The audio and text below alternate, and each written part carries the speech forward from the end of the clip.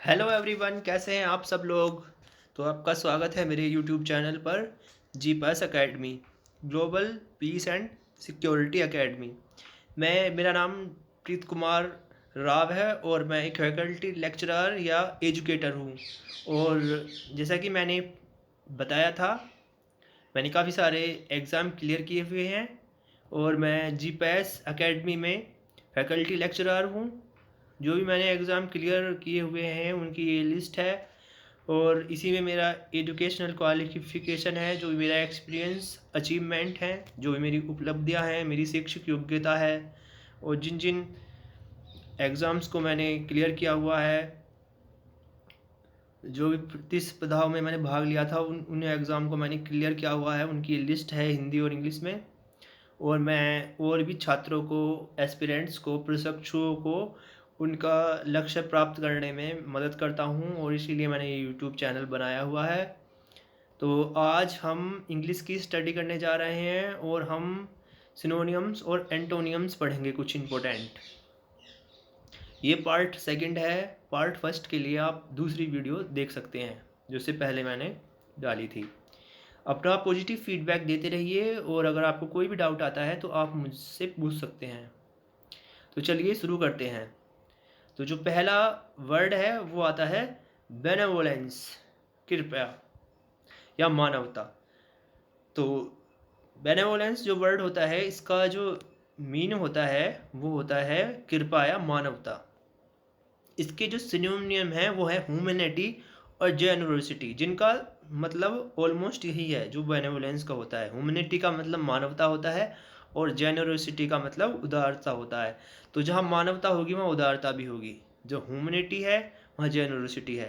तो तो ये तीनों का एक ही मतलब हो गया, बेनेवोलेंस, ह्यूमैनिटी, जेनरोसिटी।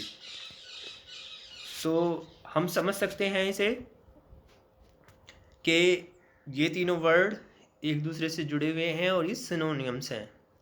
एंटोनियम इसका एकदम उल्टा है। बेनेवोलेंस का जो एंटोनियम है वो है मालवोलेंस, द्वेष, और इनह्यूमैनिटी, बेदर्दी, जो मानव विद्वेषी हो।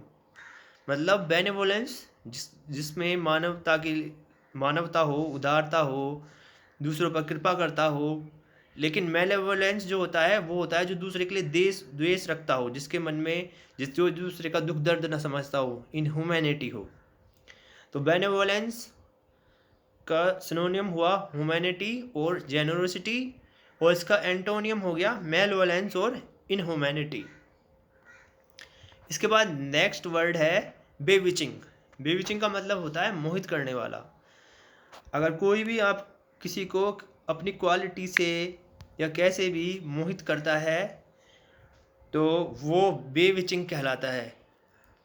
कोई अपने गुणों के कारण मोहित करता है, कोई अपनी सुंदरता के कारण मोहित करता है, तो उसी स्थिति में जो वर्ड यूज होता है वो होता है बेविचिंग। और इसी का जो सिनोनियम है वो है मैजिकल, जादुई, जिसने जादू सा कर दिया हो।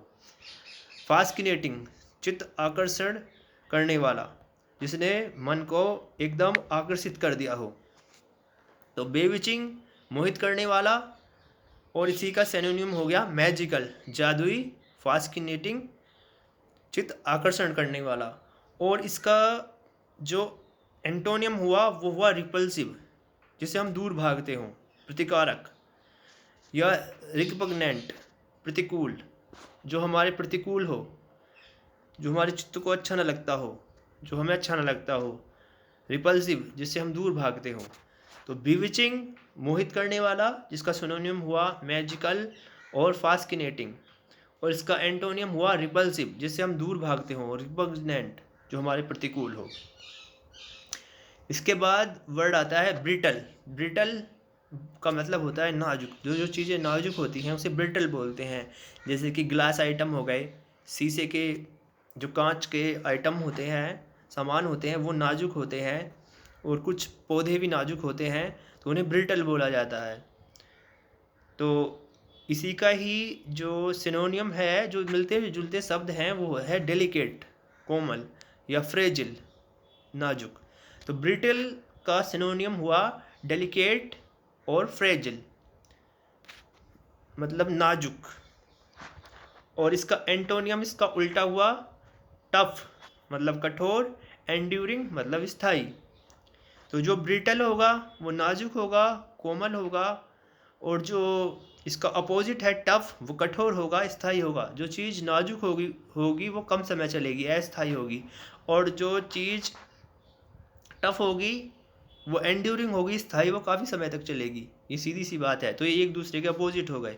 ब्रिटल, डेलिकेट, फ्रेजिल का एंटोनियम्स हुए टफ और एंड्यूरिंग।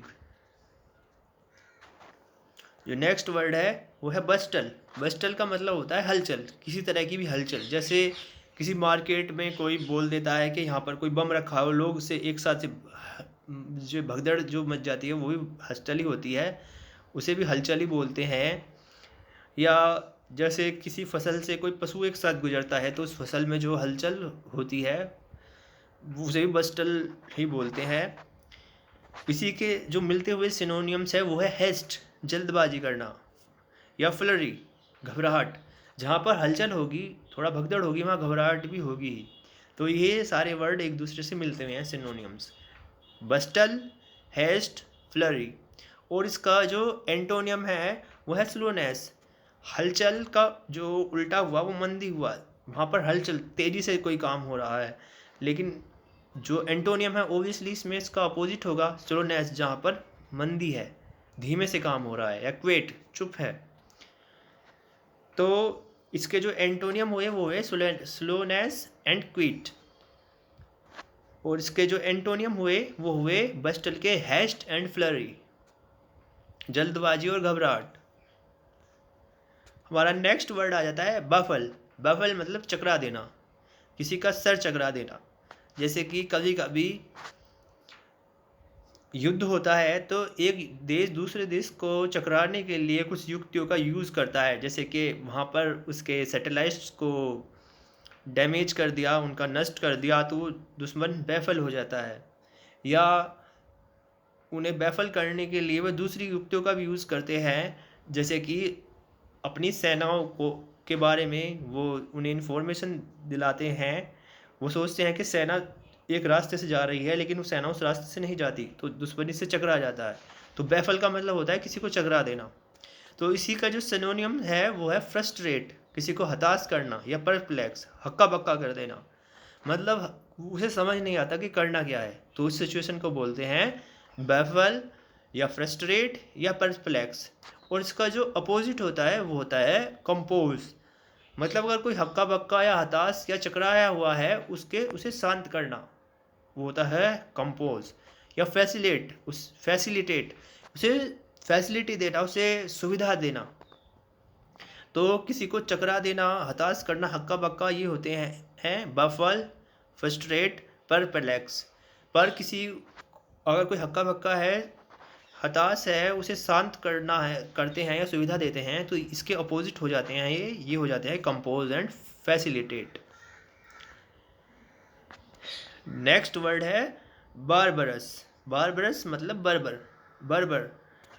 तो ऐसे लोगों को बर्बर बोला जाता है जो सभ्य ना हो, जिन्हें बोलने का ना तरीका हो, ना खाने का तरीका, ना पहनने का तरीका, जो मतलब अभी डेवलप नहीं हो पाए हैं, अनसिविलाइज्ड हैं। तो इसके जो सिनोनिम है अनसिविलाइज्ड ही है, और दूसरा सेवेज है, बर्बर। जैसे कि जो लोग अभी भी जंगलों में रहते हैं और वो अभी सभ्यता से नहीं जुड़ पाए हैं, हालांकि अभी काफ़ी डेवलपमेंट हो गया है, लेकिन फिर भी कुछ एरियाज़ हैं काफ़ी देशों में, तो वो सब अनसिविलाइज्ड सेवेज होते हैं, बर्बर, जिन्हें असभ्य और जंगली बोला जाता है। तो बारबरस का जो हुआ सिनोनियम वो हुआ uncivilised and savage. Cultured, cultured का, और इसका जो इसका एंटोनियम हुआ बारबरस का वो हुआ कल्चर्ड, ह्यूमन। तो इसका सुसंस्कृत और मानवीय हो जाता है। ये चीज़ें हमें समझनी होंगी कि किस तरीके से ये एक दूसरे से कुछ मिलते हुए वर्ड होते हैं, सिनोनियम्स, और एंटोनियम उसके अपोजिट होते हैं। तो जो असभ्य हो, जंगली हो, बर्बर हो, वो होता है बारबरस या अनसिविलाइज्ड या सेवेज। और जो सुसंस्कृत, मानवीय और सभ्य होता है वो होता है कल्चर्ड और ह्यूमेन। वहाँ नेक्स्ट है वर्ड ब्लैक, बेरंग।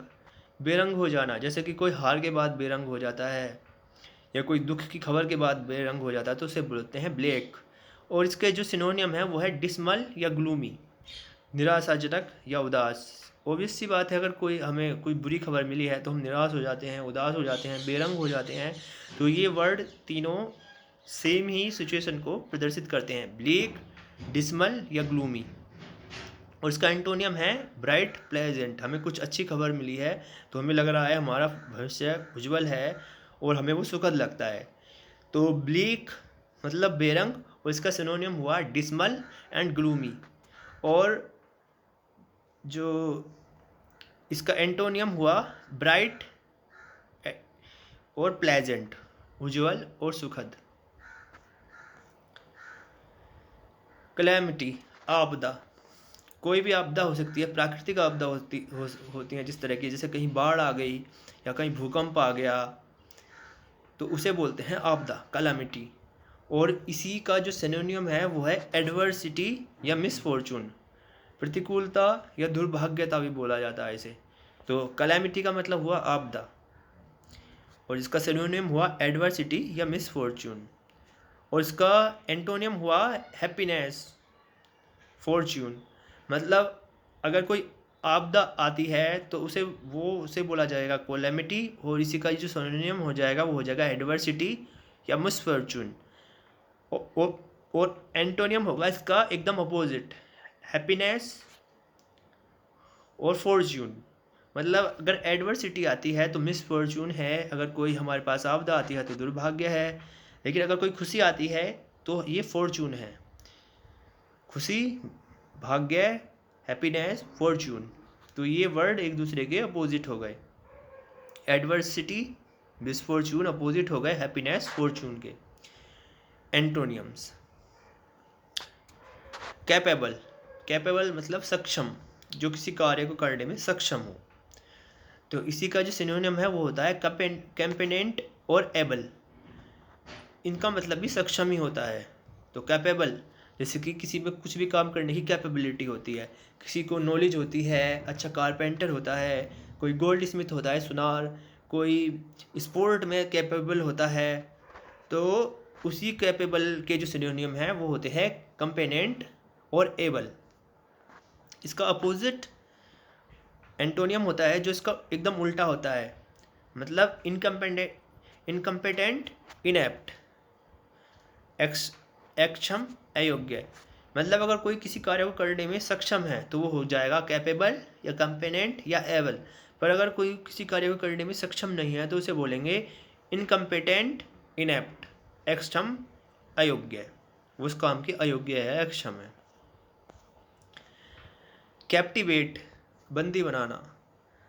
कैप्टिवेट, बंदी बनाना। एक तो बंदी बनाना होता है जिसे जेल में डाल देते हैं, एक कैप्टिवेट का मतलब होता है, बंदी बनाने से यहाँ से मतलब है कि किसी को अपने वश में कर लेना।